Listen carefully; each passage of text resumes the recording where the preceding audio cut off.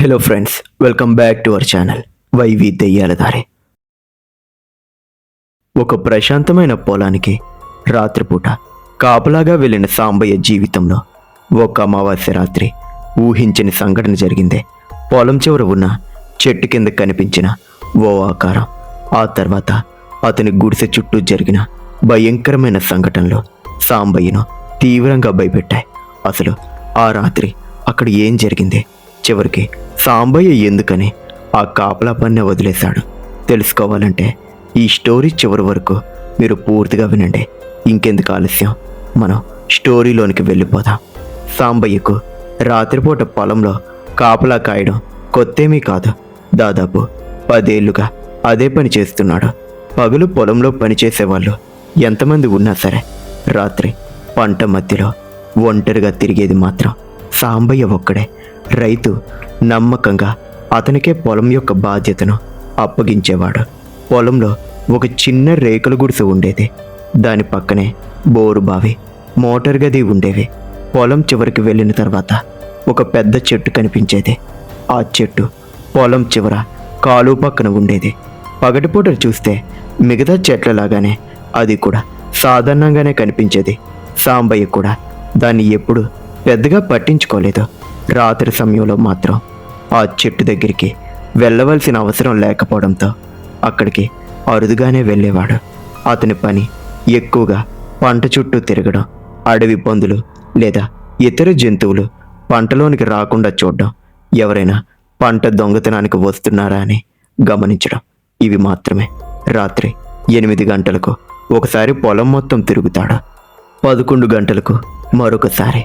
ఆ తర్వాత గుడిసెలో కొద్దిసేపు పడుకొని తెల్లవారుజామున మళ్ళీ లేచి పొలం చుట్టూ తిరుగుతాడు. అంతే.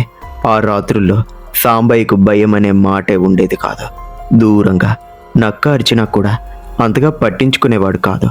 పంటలో ఏదైనా శబ్దం వినిపిస్తే టార్చ్ వేసి చూసి అది జంతువో లేదా ఏదైనా శబ్దమో అని చూసి తిరిగి వచ్చేసేవాడు.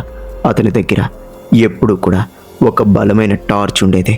చేతిలో ఒక కర్ర కూడా ఉండేది.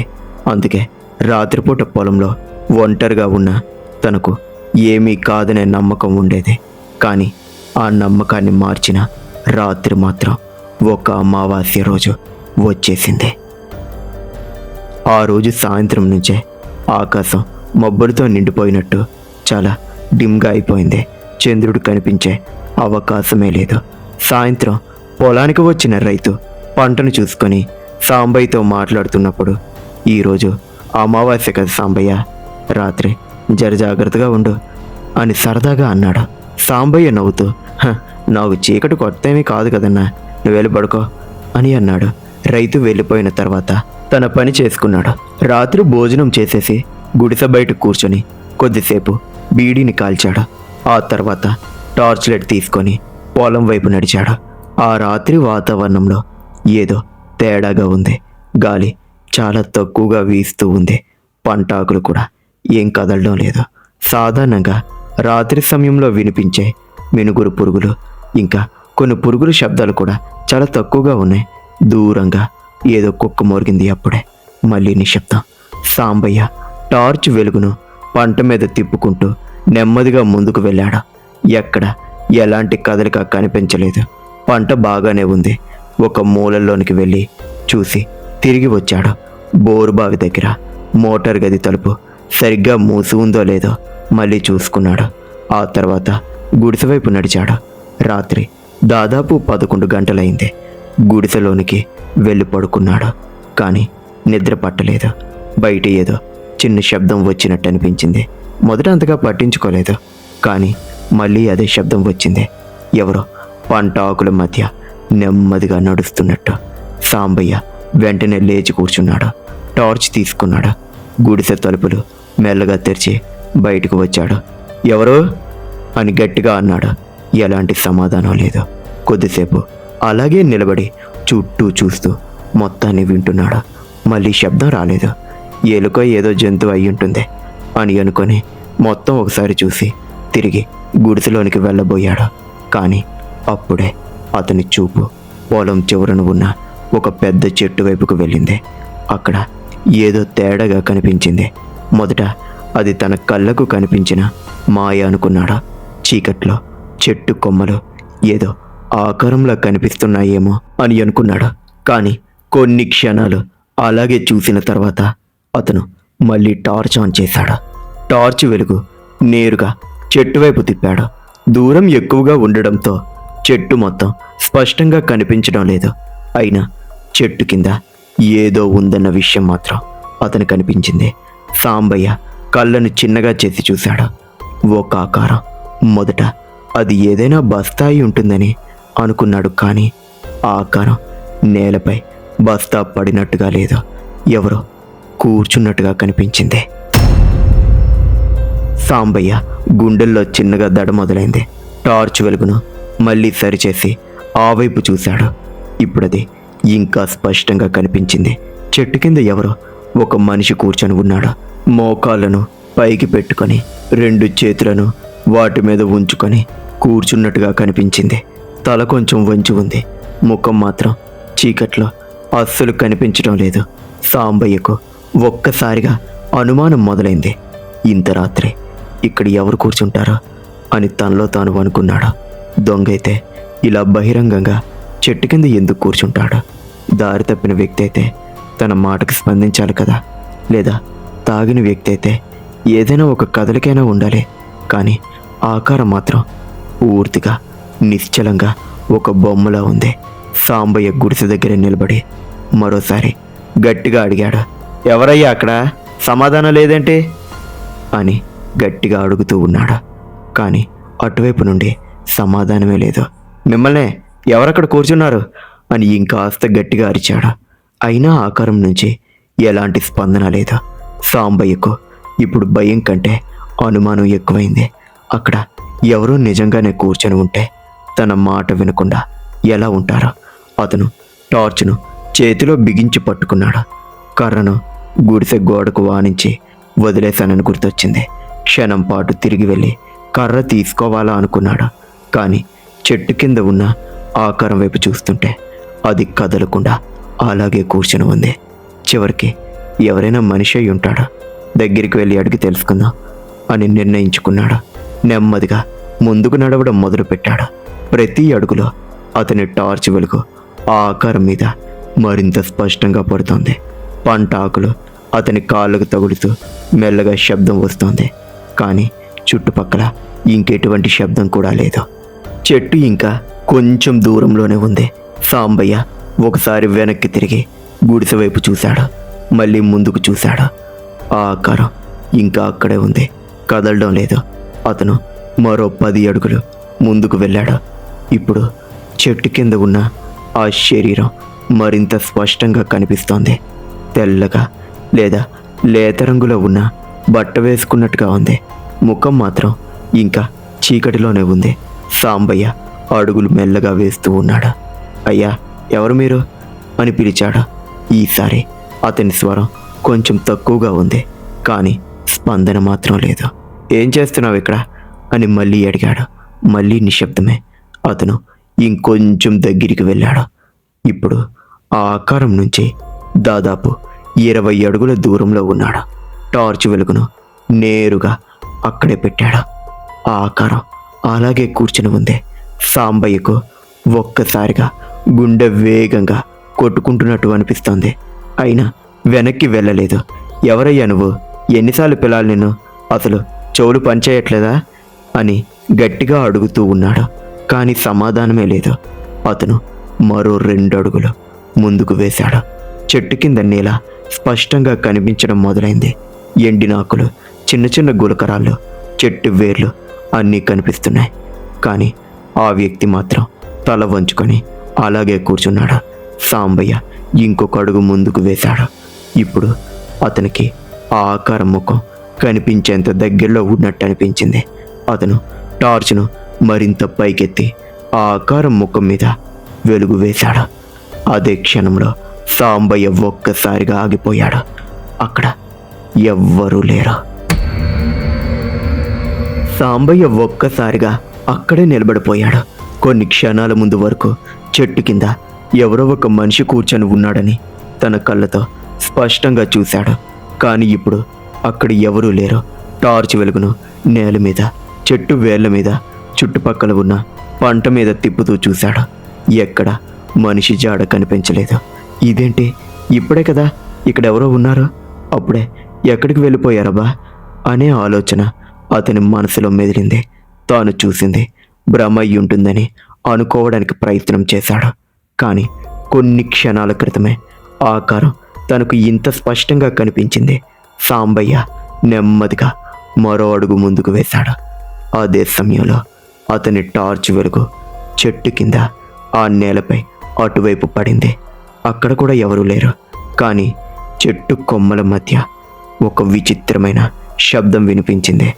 మొదట అది గాలి శబ్దమో లేదా ఇంకేదైనా అనుకున్నాడు. కానీ ఆ శబ్దం మెల్లగా పెరిగింది. అన్నట్టుగా చాలా లోతైన గొంతులో నుంచి వచ్చే ఒక శబ్దంలా ఉంది. సాంబయ్య ఒక్కసారిగా తల పైకెత్తి చూశాడు. చెట్టు కొమ్మలు కదలడం మొదలయ్యాయి. కానీ చుట్టుపక్కల ఉన్న మిగతా చెట్లు మాత్రం అసలు కదలట్లేదు. అతని చేతిలోని టార్చ్ వెలుగు మెల్లగా వణికింది. ఎవరు ఎవరు అని సాంబయ్య నెమ్మదిగా అన్నాడు. సమాధానం లేదు. మళ్ళీ ఆ శబ్దమే వినిపించింది. ఈసారి అది చెట్టు మీద నుంచి కాకుండా తన వెనుక నుండి వచ్చినట్టు అనిపించింది. సాంబయ్య మెల్లగా వెనక్కి తిరిగాడు. టార్చ్ వెలుగును వెనుకకు తిప్పాడు. ఒక్కసారిగా ఎవరో కనిపించి మాయమైపోయినట్టు అనిపించింది. అక్కడ ఎవ్వరూ లేరు. అతని గుండె వేగంగా కొట్టుకోవడం మొదలైంది. ఏదో తప్పు జరుగుతోందని అతనికి స్పష్టమైపోయింది. ఇక అక్కడ ఒక్క క్షణం కూడా ఉండకూడదని తనకు అనిపించింది. వెంటనే గుడిసె వైపు తిరిగి నడవడం మొదలుపెట్టాడు. కానీ 2 అడుగులు వేసిన వెంటనే అతని కంటికి మళ్ళీ చెట్టు కింద ఏదో కనిపించింది. ఈసారి అది కూర్చున్న మనిషి ఆకారం కాదు. చెట్టు వేళ్ల దగ్గర చీకట్లో ఎవరో నిలబడి ఉన్నట్టుగా కనిపించింది. సాంబయ్య అడుగు ఒక్కసారిగా ఆగిపోయింది. టార్చ్ వెలుగును ఆ వైపు తిప్పాడు. వెలుగు పడగానే అతని గుండెల్లో ఒక్కసారిగా రక్తం గడ్డకట్టినట్టయింది. అక్కడ ఒక ఆకారం నిటారుగా నిలబడి ఉంది. కానీ మామూలు మనిషిలా కనిపించలేదు. చాలా పొడవుగా, అసహజంగా ఉన్న భయంకరమైన శరీరం అది. తల కొంచెం ఒకవైపుకు వంగిపోయి ఉంది. జుట్టు ముఖం అంతా కప్పేసింది. చేతులు శరీరం పక్కకుండా కాకుండా చేతుల కింద నుండి వేలాడుతున్నట్టు కనిపించాయి. ఆ ఆకారం కదలకుండా అతని వైపే చూస్తూ ఉంది. సాంబయ్య శరీరం మొత్తం ఒక్కసారిగా వణికిపోయింది. అతని చేతిలోని టార్చ్ దాదాపు జారిపోయింది. అమ్మో అనే మాట కూడా నోటి నుంచి సరిగ్గా రాలేదు. అతను వెనక్కి ఒక్క అడుగు వేశాడు. ఆ ఆకారం మాత్రం కదలలేదు. మరో అడుగు వెనక్కి వేశాడు. అప్పుడే ఆ ఆకారం తలను నెమ్మదిగా పైకెత్తింది. ఆ కదలిక చాలా భయంకరంగా ఉంది. మనిషి తల ఎత్తినట్టు కాదు, చాలా నెమ్మదిగా మెడలో ఎముకలు లేనట్టుగా పైకి లేచింది. సాంబయ్యకు ఇక అక్కడ నిలబడే ధైర్యం లేదు. ఒక్కసారిగా తిరిగి గుడిసె వైపు పరిగెత్తాడు. అతని చేతిలోని టార్చ్ వెలుగు పంట మీద ఎగురుతూ పోతోంది. వెనక్కి చూడ్డానికి కూడా ధైర్యం చెయ్యలేదు. పంట ఆకులు అతని కాళ్ళకు తగులుకుంటూ ఉన్నాయి. వేగంగా పరిగెత్తుతూ ఉన్నాడు. గుండె పగిలిపోతుందేమో అన్నంత భయం. ఎలాగో ఒకలాగా గుడిసె దగ్గరికి చేరుకొని తలుపును తెరిచి లోపలికి దూకాడు. వెంటనే తలుపును మూసేశాడు. తలుపుకు ఉన్న ఇనుప గడియ పెట్టి దాని మీద కర్రను అడ్డంగా పెట్టాడు. కొన్ని క్షణాలు అతను తలుపును వానుకొని అలాగే నిలబడ్డాడు. శ్వాస సరిగ్గా రావడం లేదు. చెమటతో చొక్కా తడిచిపోయింది. నేను చూసింది మనిషినైతే కాదు అని తనలో తాను అనుకున్నాడు. కానీ తనకు తానే నమ్మకం కలిగించుకోవడానికి ప్రయత్నించాడు. భయంతో ఏదో అలా కనిపించి ఉంటుంది, ఎవరో దొంగ అయి ఉంటారు, ఏదో జంతువు అయి ఉంటుంది అని పదే పదే అనుకున్నాడు. కానీ అతని కళ్ళ ముందు మాత్రం ఆ ఆకారం మళ్ళీ మళ్ళీ కనిపిస్తూనే ఉంది. ముఖ్యంగా ఆ భయంకరమైన ఆ శరీరం, దాని జుట్టు. సాంబయ్య గుడిసెలో ఉన్న చిన్న బల్బును వెంటనే ఆన్ చేశాడు. బల్బు వెలిగింది. ఆ వెలుగులో తన చుట్టూ ఉన్న వస్తువులన్నీ చూసుకుంటూ ఉన్నాడు. మంచం, నీళ్ళ బాటిల్, చిన్న స్టవ్, గోడకు వేలాడుతున్న బట్టలు అన్నీ ఉన్నాయి. తాను సురక్షితంగా ఉన్నానని అనుకోవడానికి ప్రయత్నించాడు. కానీ బయట నుంచి అప్పుడే ఒక్కసారిగా పెద్ద శబ్దం వచ్చింది. సాంబయ్య శరీరం మొత్తం గడ్డ కట్టుకుపోయింది. ఎవరో గుడిసె తలుపు మీద వేలితో కొట్టినట్టు అనిపించింది. అతను తలుపు వైపు చూశాడు. మళ్ళీ అదే శబ్దం భయంకరంగా 2 సార్లు వినిపించింది. సాంబయ్య నోరు తెరిచి శ్వాస కూడా ఆపేశాడు. తలుపు దగ్గరికి వెళ్ళడానికి ఎటువంటి ధైర్యం లేదు. ఎవరు అని చాలా నెమ్మదిగా అడిగాడు. బయట నుంచి సమాధానం రాలేదు. కొన్ని క్షణాలు నిశ్శబ్దం. ఆ తర్వాత తలుపు మీద మెల్లగా ఏదో రుద్దుతున్న శబ్దం మొదలైంది. కీచుమంటూ గోళ్లతో చెక్కను గీస్తున్నట్టుగా ఒక శబ్దం వచ్చింది. సాంబయ్య చేతులు వణకడం మొదలయ్యాయి. అతను మంచం మీద కూర్చున్నాడు. తలుపు వైపు చూస్తూనే ఉన్నాడు. బయట ఎవరో ఉన్నారనే నమ్మకం ఇప్పుడు అతనికి పూర్తిగా వచ్చేసింది. ఆ శబ్దం కొద్దిసేపు ఆగింది. మళ్ళీ గుడిసె చుట్టి ఎవరో తిరుగుతూ నడుస్తున్నట్టు అడుగుల శబ్దం వినిపించింది. నెమ్మదిగా ఒక అడుగు, తర్వాత ఇంకొక అడుగు. గుడిసె ముందు నుంచి పక్కకు, పక్క నుంచి వెనుకకు, మళ్ళీ ముందు వైపు. సాంబయ్య మంచం మీద అలాగే కూర్చొని తన కాళ్ళను పైకి ముడుచుకున్నాడు. బయటికి వెళ్ళే ఆలోచన కూడా చెయ్యలేదు. అప్పుడే గుడిసె పైకప్పు మీద ఏదో పడినట్టు శబ్దం వచ్చింది. సాంబయ్య ఒక్కసారిగా ఉలిక్కి పడ్డాడు. పైకప్పు రేకులు కొద్దిగా కంపించాయి. అతను పైకి చూశాడు. మళ్ళీ నిశ్శబ్దం. 2 నిమిషాలు గడిచాయి. ఆ తర్వాత గుడిసె వెనుక భాగం నుంచి ఎవరో నెమ్మదిగా ఊపిరి పీల్చుకుంటున్నట్టు ఒక శబ్దం వినిపించింది. సాంబయ్య కళ్ళల్లో నీళ్లు తిరిగిపోతున్నాయి. అతను చెవులు మూసుకున్నాడు. కానీ ఆ శబ్దం తన తల్లోనే వినిపిస్తున్నట్టు అనిపించింది. అకస్మాత్తుగా గుడిసె తలుపు బలంగా కదిలింది. సాంబయ్య మంచం మీద నుంచి వెంటనే లేచాడు. అసలు ఏం జరుగుతుంది ఇక్కడ అని కంగారు పడుతూ చుట్టూ చూస్తున్నాడు. తలుపు గడియ మెల్లగా కదిలింది. మళ్ళీ ఒక్కసారిగా ఇంకొక పెద్ద శబ్దం వచ్చింది. తలుపు బయట నుండి ఎవరో తలుపును తోస్తున్నట్టుగా ఉంది. సాంబయ్య తన దగ్గర ఉన్న కర్రను తీసుకొని తలుపు వైపు చూశాడు. అతని చేతులు ఎంతగానో వణికిపోతున్నాయి కాబట్టి కర్ర కూడా ఊగిపోతూ ఉంది. ఎవరు నువ్వు అని గట్టిగా అరవడానికి ప్రయత్నం చేశాడు. కానీ బయట నుంచి వచ్చిన సమాధానం అతని శరీరంలో ఉన్న చివరి ధైర్యాన్ని కూడా తీసి పారేసింది. తలుపు అవతల నుంచి ఒక చిన్నని మెల్లని స్వరం వినిపించింది. సాంబయ్య అని. సాంబయ్య కళ్ళను పెద్దవిగా చేశాడు. తన పేరు దీనికి ఎలా తెలుసు అని అతనికి అర్థం కాలేదు. అతను ఎప్పుడు ఆ ఆకారాన్ని చూడలేదు. ఆ స్వరం మళ్ళీ వినిపించింది. సాంబయ్య తలుపు తెరువు అని. ఈసారి చాలా దగ్గరగా తలుపుకు అవతల నుంచే ఎవరో నేరుగా తన చెవిలో మాట్లాడుతున్నట్టు అనిపించింది. సాంబయ్య నోరు తెరిచి అలాగే నిలబడిపోయాడు. తాను స్పందిస్తే అది మరింత దగ్గరికి వస్తుందేమో అన్న భయంతో మాట రావడం లేదు. బయట మళ్ళీ నిశ్శబ్దం. కొన్ని క్షణాల తర్వాత గుడిసె కిటికీ దగ్గర ఏదో నీడ కదిలింది. సాంబయ్య ఆ వైపు చూడ్డానికి భయపడ్డాడు. కానీ చివరికి ధైర్యం చేసి నెమ్మదిగా తల తిప్పాడు. కిటికీ బయట ఒక నల్లటి ఆకారం నిలబడి ఉంది. ముఖం కనిపించలేదు. కిటికీకి అతి దగ్గరగా ఉండడంతో దాని శరీరం మాత్రం నీడలా కనిపించింది. సాంబయ్య ఒక్కసారిగా వెనక్కి వెళ్ళాడు. ఆ ఆకారం కిటికీ నుంచి మెల్లగా కిందకు వంగింది. జుట్టు కిటికీ అద్దం మీద వ్రేలాడుతూ కనిపించింది. సాంబయ్య నోటి నుంచి అరుపు రావడానికి అసలు ఎటువంటి ధైర్యం లేదు, బలం కూడా లేదు. అంతే, మళ్ళీ పెద్ద శబ్దం కిటికీ దగ్గర వినిపించింది. కళ్ళను మూసుకున్నాడు. అమ్మా అని నోటి నుంచి వచ్చింది.